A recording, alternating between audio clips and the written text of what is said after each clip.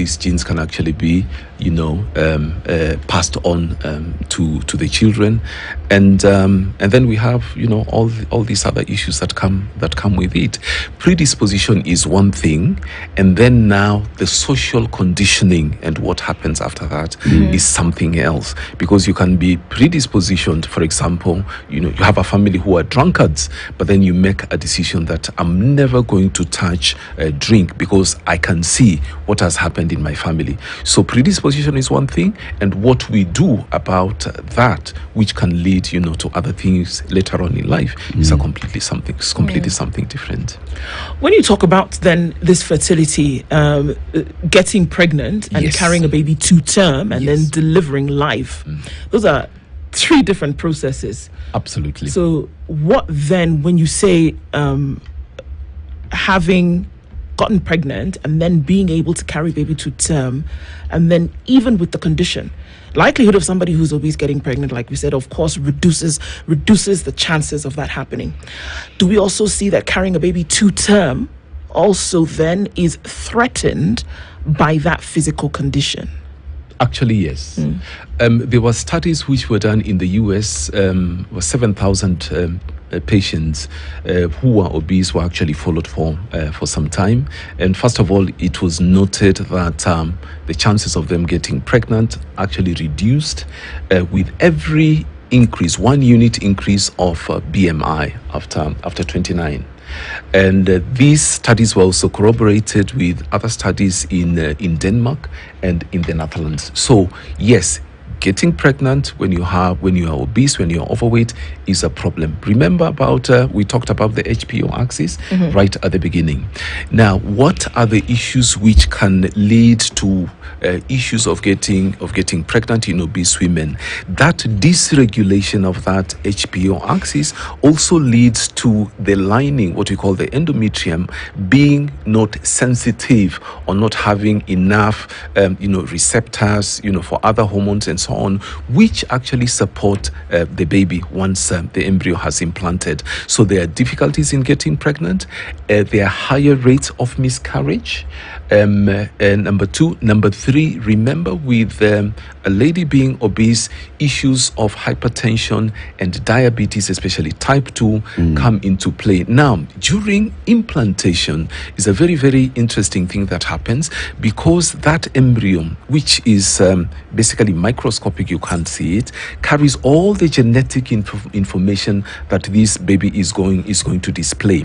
It goes and drills a small hole, a tiny hole on the lining of the womb, and attaches there. In cases of hypertension, which happen often in patients who are overweight, this may not happen, or it may not happen well. And as the baby grows and as the placenta starts to develop, there is what is called the vessels, if I can put it that way, are supposed to open up to accommodate the extra supply of blood which is going to pass through the womb. In women who have hypertension, this does not happen. So later on, what happens is that the fetus does not get enough nutrition, enough blood supply, so the fetus does not grow well. We talk about fetus because a baby is after it has been born. Birth. So there are issues with pregnancy, and if the hypertension is high, these patients can actually lose these babies, and they do lose them. There is a higher incidence of them losing these babies as compared to women who have normal weight. There are issues of stillbirth as well. They are increased in women who are overweight. Remember about the diabetes that I talked, the type 2 diabetes. Sugar is basically toxic to the embryo, or even to the fetus for that matter, because it does not have the biochemical mechanisms of regulating it.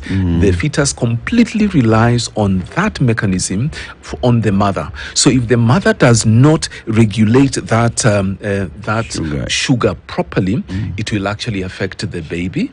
And unfortunately, most of the stillbirths that we have one of the reasons is because of diabetes.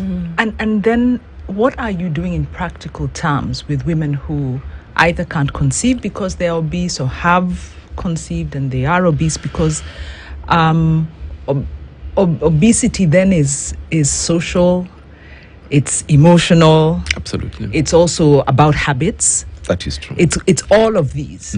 So what are you doing in practical terms, and how successful are you in intervening to get the mothers, health back to a healthy weight? Two things maybe. Here we are talking about obesity having a huge role in infertility. Being underweight as well also has a role as well. So basically we are talking about malnutrition, not eating well. So the ones who are extremely, underweight, who are very low BMIs. For example, if you look at our athletes who have made us very, very famous in this world, you see they are very, very lean, slim. They don't even have an inch of fat on them. Why? Because this will help them, do what they're doing better. So even them, again, we go back to that HPO axis, even them, they have issues of getting pregnant when they are in that state. Because remember, the hormones that are actually control the, how the human body behaves, it is basically on fat, on cholesterol. Cholesterol is the core structure. So when you burn all that fat, you don't have it. So you are not going to have, the normal cycle. So getting pregnant is going to be a problem. Again, the same with obesity. That HPO axis is dysregulated. Now, coming back to your question, so what are we doing when we see these patients who are overweight, who are obese? One of the things that we do is, first of all, to try and understand if there is a problem. And if that problem is there, what kind of problem it is and how we can help them. Because sometimes some of them are overweight because of mental issues, and they compensate for whatever issues they have by eating. Some of them are actually constitutionally, big. They're obese. And others, because they just like their food, and so on. Others, it is also basically biochemical. It's a disease in that there are some certain proteins or hormones, for that matter, let me put it that way, called leptin. Leptin is the hormone that tells you that you are actually now full. So you may find that in some of these women, they have this problem that leptin is elevated. And when leptin is elevated, it will have an impact again on the HPO axis that we talked about. And in that HPO axis, there's a hormone called LH, luteinizing hormone, which basically helps to release the egg. So if it is elevated, it will affect the LH. If it affects the LH, these women will not be producing eggs. They will not be able to get pregnant. So number one is talk to them, get a proper medical history, try to understand the background.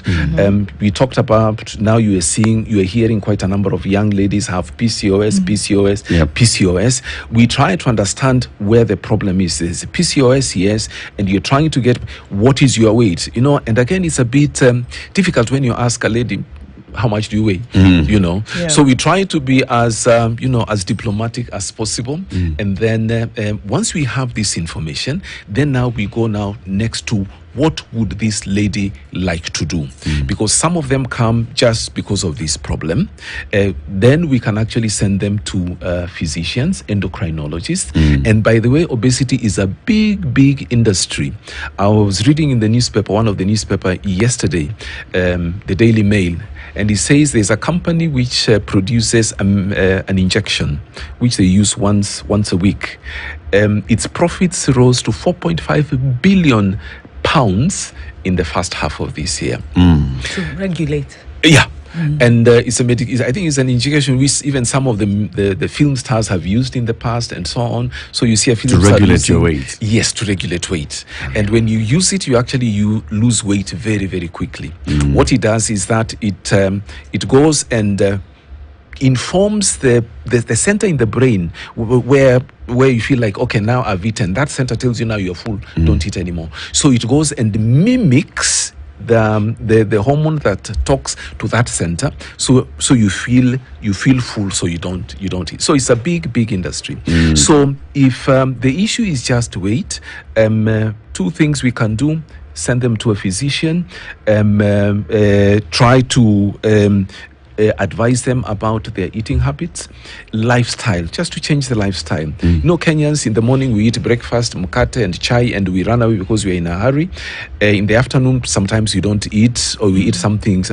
In the evening is when we sit down to eat properly. That rice, that ugali, it should be the other way around. Because when you eat like that, you don't need all those calories. So what happens? Your body actually stores them. You don't need them. You don't burn them. So if you do this over a long period of time, you find you've started gaining weight, which later on will have a problem. If there are mental issues, then obviously here we work with psychiatrists, we work with psychologists to try and find out if there is a background to this and how this can be sorted out, and then we work together. If there are issues now of infertility, that is now where we come in, where I come in. Obviously, after taking the history and knowing what the background is, now I can come in with my expertise, where we work together now with these other professionals. Could there be a link to diet in terms of what we ingest?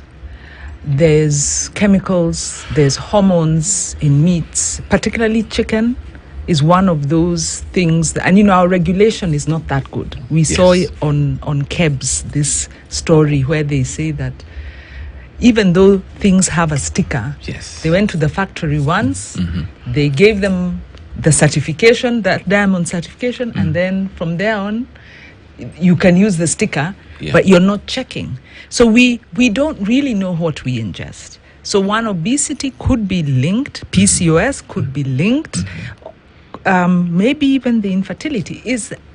Do we have enough information about what we eat in terms of the chemicals and all of that is affecting fertility? As a society, the Kenyan Obstetrical and Gynecological Society, we don't have that information. However, coming back to your question, my brother came from the US, I think about 6 months ago, and we went somewhere for lunch. And of course, whatever he ordered, is brought. And then the first thing that he remarked is that, hey, these potatoes are delicious. You can actually taste the potato in the potato. I said, but nyinyi ndio watu wa maju. He said, no. There the food is actually tasteless and it's bland and so on and so forth. Now, it is very, very possible, and I agree with you that it is possible that some of the foods that we eat are not well regulated. We know that, for example, the chicken that we're talking about, the broilers, not the kienyeji. The broilers are fed, in 3 months or even less. Chicken is ready, to be slaughtered and into the market. So in order, physiologically, it can't grow in 3 months. We know that. So what do the farmers do, or what do the veterinarians do? They inject them. They inject them with hormones so that they can grow faster. And these hormones, of course, as we know, they will not be completely broken down in the body of the chicken. Some of them will still be there. And yes, they will have an effect on us. It has been noted as well that some of these hormones that we are talking about have been found in water. Kenyan water, I don't think so, because I don't think anybody has done that study. But in other countries where control is more rigorous, it has been found, because people are asking themselves, why is the sperm quality, going down?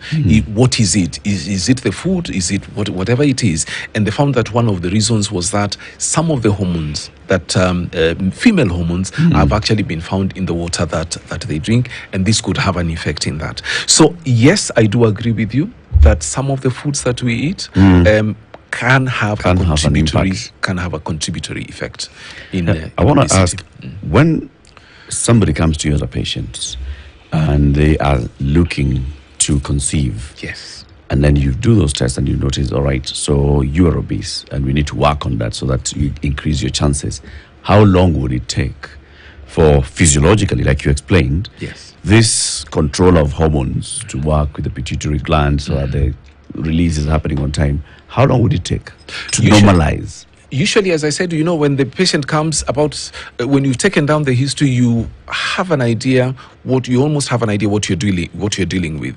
So when we do the other extra tests, we do the scans and so on, we actually know that this is infertility, most probably because of irregularity of periods. There is PCOS, for example, and so on. The first thing that we actually suggest is that we have a change of lifestyle. Just a change of lifestyle. We suggest that if you reduce your body weight by anywhere between 5 and 10% in a period of 3 months or so, actually the periods become regular. So once the periods become regular, it is now a lot easier to now start helping this patient to try and get pregnant. If they don't become regular, even if the lifestyle has been changed, what we are eating, when we are eating, the amounts that we are eating, then we pull in the endocrinologist to help us. Then we can actually throw in medications to try and bring that weight down. And once it is down, we can actually now progress from there to see whether there are any other parameters, any other issues which are actually contributory to infertility. Must somebody come to you? So somebody is thinking, I'd like now to get a baby, and then they look and they see, all right, I'm obese. Must they come to a specialist? Or can they just decide, all right, I want to get a baby, so let me work backwards, like you said, 6 months, work on my weight, 6 months, regularize everything, and maybe I'll start having a baby? You see, most of the time when the patients come, they have tried. They have tried for 2 years, 3 years, sometimes some of them 5 years, and it's not working. And something that is really disturbing them is, I have irregular periods. Sometimes I don't have periods for 6 months. Can this be something, can it lead to something more serious than whatever it is? So you find there is a history behind it. And if they say that they have tried working on their weight and it's not helping, then of course these other professionals come in. Can the effects of infertility be reversed? Can the effects of infertility be reversed? Or can infertility as it is be reversed based on the definitions that you've talked about? Because we do know that there's other kinds of infertility that then there's nothing you can do about them, and then you now bring in other interventions for baby to be born. So these ones that we're talking about now, apart from then, the regulation of weight and all of this, then you can now say a person who was infertile because of 1, 2, 3, then now can be fertile again. Can you say that? And the condition changes. Yes, we can actually say that, because we see patients who are overweight, who are obese, or who have polycystic ovaries, polycystic ovarian syndrome, and they have the weight component as well. And once they change their diet, they change their lifestyles, they get, regular periods. Some of them actually just get spontaneously pregnant, or they just need a little help. Not fully spontaneous. Not fully spontaneous, but spontaneous. I use it or something in medical terms. Spontaneous in that way. So they actually can get.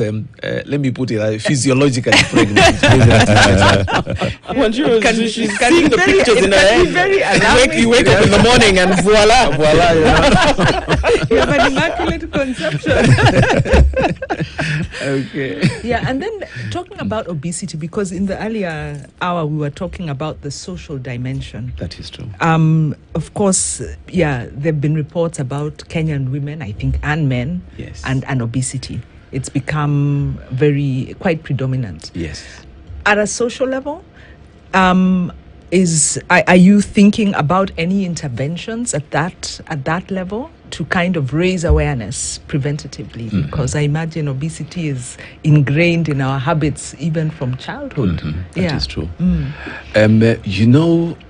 Thank you for that question. And actually what we are doing here today is one of those things, raising awareness. There are listeners, there are people who are watching TV, say if you're going to be overweight, you're going to be obese, then your chances of, getting pregnant reduce to a certain level.